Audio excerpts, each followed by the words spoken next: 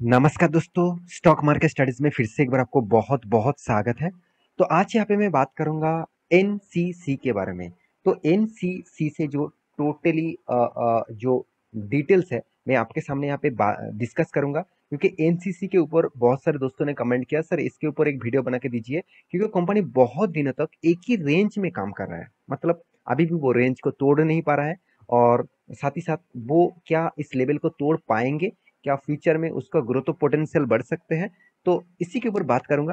तो वीडियो को पूरा लास्ट तक जरूर देखना, और अभी तक अपने इस चैनल को सब्सक्राइब नहीं किया तो देर किस बात की, जाकर अभी सब्सक्राइब कर लीजिए, क्योंकि बहुत सारा इंफॉर्मेशन इसी चैनल के माध्यम से आपको मैं कंटिन्यू देता रहूंगा। और आपके प्यार के बिना, आपके सपोर्ट के बिना कुछ भी संभव नहीं है। तो प्लीज सपोर्ट करिए। और हाँ, आपके लिए मैं हमेशा के लिए जो टेलीग्राम में कॉल देता आया हूँ, मेरे जो ग्रुप है मतलब टेलीग्राम का, जो मेरे जो टीम है, तो वो आपको हमेशा कॉल प्रोवाइड करते रहेंगे।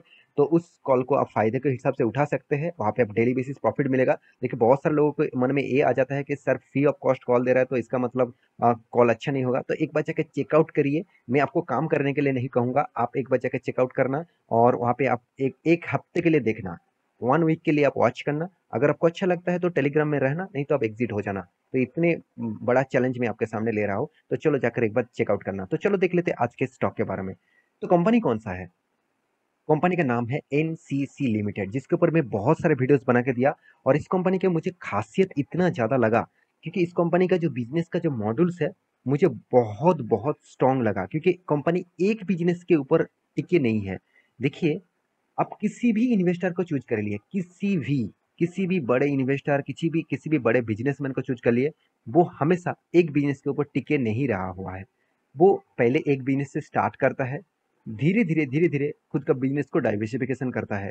Same to same as a investor वो भी इस तरीके से काम करते हैं। आप कोई भी बड़े इन्वेस्टर को चूज कर लीजिए, जैसे इंडिया के ही मैं बता रहा हूँ, राकेश झुंझुनवाला जी हो गया, विजय केडिया जी हो गया, जैसे राधा किशन दमानी जी हो गया, जैसे अशोक कचेले जी हो गया। तो उन्होंने उनका पोर्टफोलियो देखेंगे तो अलग अलग सेक्टर के साथ वो डाइवर्सिफिकेशन करके रखे हैं। अगर देखिए, उनका कहने का मतलब है, उनके पास मान के चलिए 10 भी कंपनीज है, 10 कंपनीज है, उनमें से 4 कंपनी उसको प्रॉफिट दे और 6 कंपनी उसको लॉस दे, फिर भी वो प्रॉफिट में रहेगा, क्योंकि 6 कंपनी उसको कितना 100% प्रॉफिट दे, तो कंपनी मान के चलिए 6 में 600 गुना उसका लॉस होगा।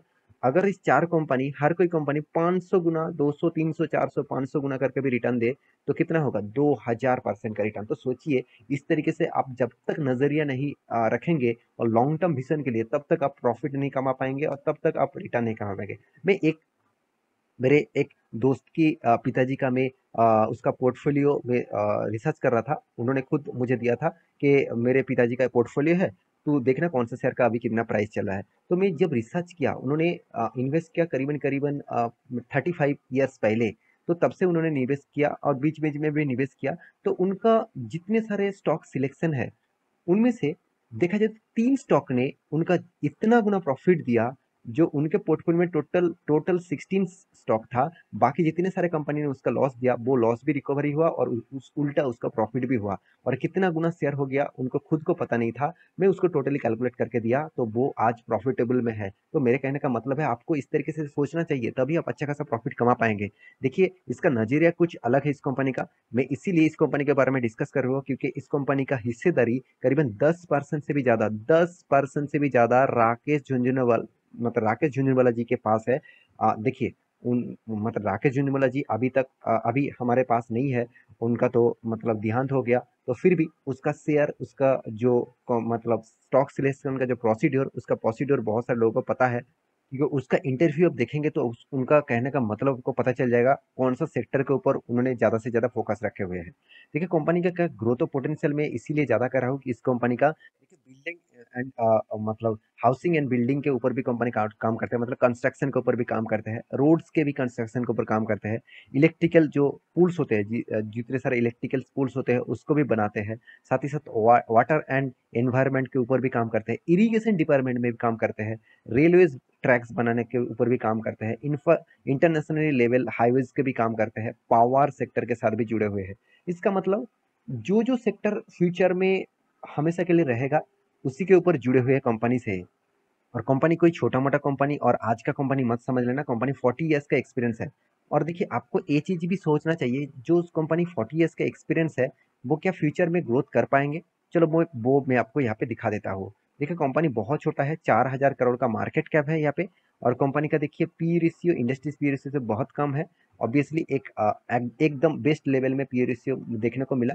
कंपनी का return of equity, return of capital employed आपको कुछ इस तरीके से दिखेगा। हाँ, कंपनी के पास कर्जा भी ज़्यादा है, करीबन 1300 करोड़ का और कंपनी 500 करोड़ का प्रॉफिट कमा के दिया है लास्ट सालों में। तो कंपनी के देखिए डेप्थ ऑफ इक्विटी के बारे में बात करें तो 0.23% कंसीडर आप कर सकते हैं, क्योंकि मैं बहुत बार बोल चुका हूँ 30.30% से नीचे होना चाहिए और कंपनी का कैश फ्लो भी अच्छा खासा होना चाहिए। देखिए कैश फ्लो भी करीबन 1200 करोड़ का कैश फ्लो है। मतलब कंपनी इस कैश से कभी भी कर्जा चुका सकते हैं। फिर भी कंस्ट्रक्शन इंडस्ट्रीज, कंस्ट्रक्शन बिजनेस में जितने सारे कंपनीज इन्वॉल्व है, वो कर्जा लेकर ही काम करेगा, क्योंकि देखिए कर्जा ना लेके काम कर नहीं पाएंगे, क्योंकि मान के चलिए कोई भी टेंडर मिला उसको 5 साल के लिए, तो 5 साल का पैसा तो उसको 1 साल में नहीं मिलेगा। तो ये लॉन्ग टर्म पीरियड के में जो जो काम होगा, उसका जो एक्सपेंस आएगा उसको मिटाने के लिए उसको कर्जा लेना ही पड़ेगा। जब 5 साल कंप्लीट हो जाएगा उसमें उसके बाद उसको सारे पैसा मिलेगा। तो आपको ये बात भी सोचना पड़ेगा। तो आप देखेंगे तो totally profit and loss, sorry profit growth 25% है, सेल्स ग्रोथ 42% है। अच्छी बात है, कंपनी का वैल्यूएशन मुझे बहुत सस्ते में देखने को मिला है। कंपनी का प्रॉफिट एंड लॉस के बारे में बात करूँ, ऐसे नहीं कि कंपनी लॉस किया, बिल्कुल भी लॉस नहीं किया, लगातार कंपनी प्रॉफिट किया। सिर्फ एक बार कंपनी लॉस किया था, वो भी 2014 में, और कंपनी 9 करोड़ का लॉस किया था। उसके बाद कंपनी पीछे नहीं मुड़ के देखा, लगातार कंपनी प्रॉफिट को मेंटेन किया। हाँ, आप कहेंगे सर कंपनी का प्रॉफिट ग्रोथ हमेशा हर साल के लिए ग्रोथ नहीं हो रहा है, छोटा सा अप्स एंड डाउन है। बिल्कुल आपके बात भी सही है, अप्स एंड डाउन लेकर ही कंपनी काम कर रहा है। कंपनी का देखिए return of ratio CAGR percentage भी देखेंगे, 10 साल में 10% तक, 5 साल में 4% तक लॉसेस में है, 1 साल में 12% तक लॉसेस है। तो इस तरीके से कुछ सिनेरियो यहाँ पे देखने को मिला है। तो कंपनी का सेल्स ग्रोथ, कंपनी का प्रॉफिट ग्रोथ कुछ इस तरीके से आपको देखने को मिलेगा। तो कंपनी के रिजर्व के बारे में बात करूँ तो रिजर्व देखा जाए तो कंपनी का रिजर्व यहाँ पे एक ही लेवल में है, छोटा छोटा करके कंपनी ग्रोथ हो रहा है रिजर्व का। कंपनी का कर्जा भी पहले तो बहुत ज्यादा था, करीबन 4000 5000 करोड़ का कर्जा था, अभी वो 1000 करोड़ में लेके आया। इसका मतलब मैनेजमेंट टीम बहुत स्ट्रांग हो चुके हैं।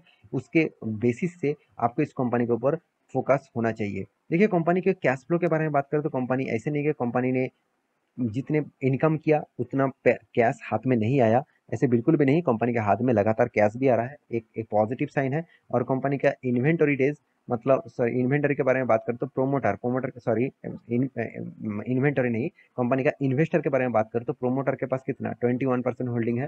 देखिए कंपनी में दम है, तो इसलिए एफआईएस ने भी माल उठा के रखा 9% तक, और डीएस में कितना 11% तक, और पब्लिक कितना 57% तक। इस पब्लिक के 57% से आप देखेंगे तो राकेश झुंझुनवाला जी, आप देख सकते हैं झुंझुनवाला राकेश मतलब राधेश श्याम, उनके पास कितना 10% होल्डिंग है। पहले वो 8% होल्डिंग करते थे, आज वो 10% से भी ज्यादा होल्डिंग कर रहे हैं। उनके वाइफ के नाम में भी यहाँ पे होल्डिंग है 1.87%। और यहाँ पे देखिए और भी सारे मतलब बहुत सारे कंपनीज है, बहुत सारे म्यूचुअल फंड कंपनी भी है जो यहाँ पे निवेश करके रखा है। तो मेरे कहने का मतलब है, आप इस कंपनी के ऊपर निवेश करके रखे हैं, तो आप कहेंगे सर बहुत वोलेटिलिटी है और एक ही रेंज में बहुत दिनों तक एक ही रेंज में काम कर रहा है। देखिए इस तरीके से कंपनी, जब कोई छोटा कंपनी खुद को धीरे धीरे करके ग्रोथ करा रहा है और साथ ही साथ उसका चार्ट पैटर्न भी आपको एक ही लेवल में देखने को मिला, तो सोचिए वो गिर भी नहीं रहा है और उड़ भी नहीं रहा है। इसका मतलब कभी ना कभी वो रॉकेट की तरह भागेगा ही भागेगा। मैं इस तरीके से बहुत सारे एग्जाम्पल आपको दे सकता हूँ, जो कंपनी 10 साल तक भी एक ही रेंज में काम किया और जब उस लेवल को ब्रेक किया तो वो रॉकेट की तरह भागा। तो मेरे कहने का मतलब है, आपको कंपनी के ऊपर भरोसा है, कंपनी के बिजनेस के ऊपर भरोसा है, तो आप लॉन्ग टर्म के लिए सोच सकते हैं। अगर कंपनी के बिजनेस के ऊपर आपको भरोसा नहीं, कंपनी के ऊपर आपको भरोसा नहीं, तो आप शॉर्ट टर्म के लिए कुछ भी कर सकते हैं और आप उस कंपनी को अवॉइड भी कर सकते हैं। देखिए मैं इस कंपनी के ऊपर थोड़ा सा पॉजिटिव हूँ, तो बाकी आपके राय अलग हो सकते हैं। तो आपके राय क्या है मुझे कमेंट भी कर सकते हैं, और आपके पास इस कंपनी की हिस्सेदारी है तो मुझे कमेंट जरूर करिएगा। तो आशा करता हूँ सारे जानकारी आपको मिल चुका है। मेरे वीडियो कैसे लगा जरूर कमेंट करना। इसी तरीके से वीडियो पाने के लिए चैनल को सब्सक्राइब भी करना। मिलते हैं नेक्स्ट टॉक लेके, तब तक के लिए अच्छे से रहिए, अपने ख्याल रखिए, बाय बाय।